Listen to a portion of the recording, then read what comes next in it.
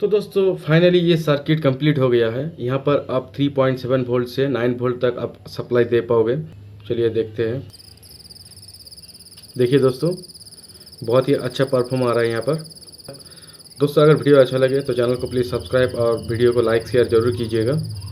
और ये जो स्पीकर है ये बहुत ही छोटा स्पीकर है, तो थोड़ा बड़ा स्पीकर यहाँ पर कनेक्ट करते हैं, उसका बाद साउंड देखते हैं। देखिए दोस्तों